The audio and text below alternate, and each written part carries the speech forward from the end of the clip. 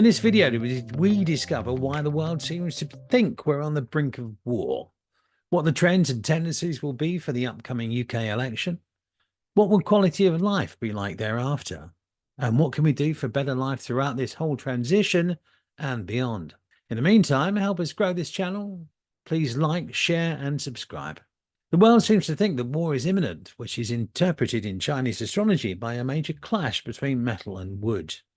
Not only are these elements clashed by being diametrically opposed to each other, one is in the east and the other is in the west, hence the conflict. However, as we will shortly have a general election, this fear will quickly subside, as the UK government will be more interested in canvassing for votes than upsetting the whole nation by going to war. I don't think we have anything to worry about in terms of east-west conflict at this time.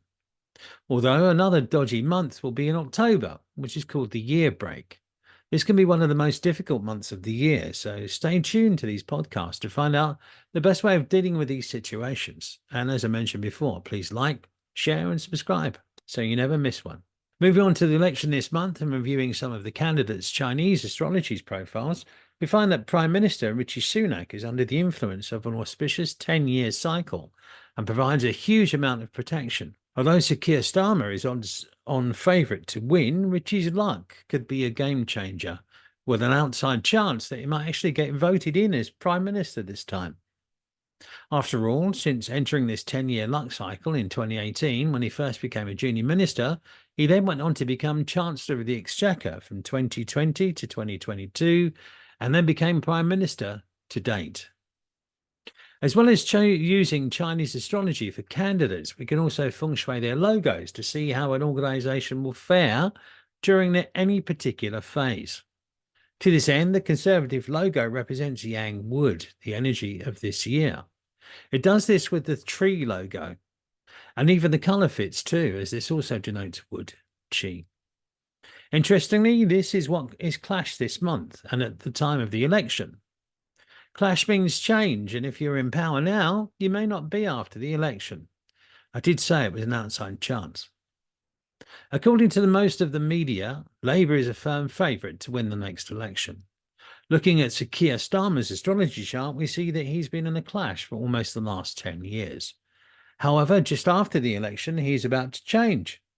His chart suggests that he will become a reformer, meaning righting the wrongs that have been done in politics and society. He has a special feature in his chart that indicates he's attracted to wealth and a high-end lifestyle, but that's about to change as he comes out of this wannabe cycle and starts working for the British public. It could be an exciting time ahead. Looking at the Labour logo, which predominantly is red, since February this year, this has become a major colour and a major trend, not just currently, but for the next 20 years ahead. Moreover, the rose image is angled, denoting growth, which is in keeping with period 9's, attaining the heights of nature and enlightenment for humanity. This has already begun, and we are finding more and more scandals and corruption emerging daily. Previously, this logo itself was struggling, and since 2008, being defeated. Consequently, the Conservatives have mostly governed since then. But now is its time. So don't be surprised by Labour winning the next UK election. Interestingly, the Yang Wood that we have for this year indicates new beginnings, laws and the military, all of which have come to the fore this year.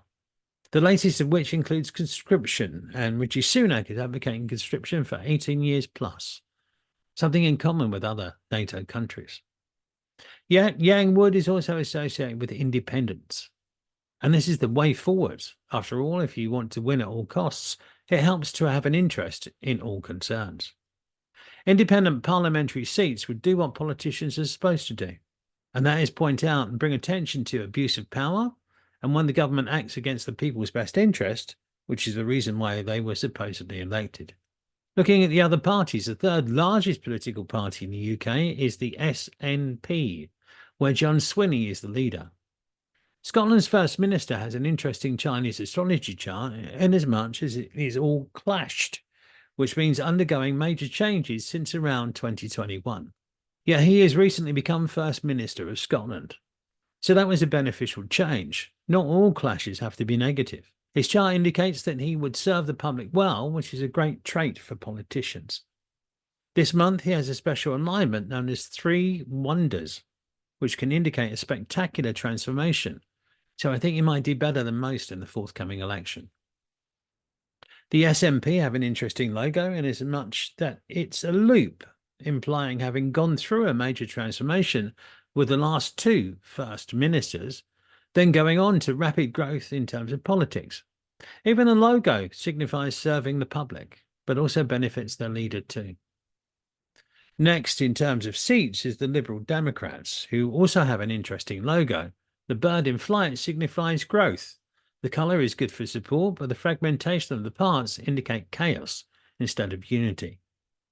The leader, Sir Ed Davey, has an interesting chart too, and has a lot in common with Keir Starmer, as they will probably see eye to eye.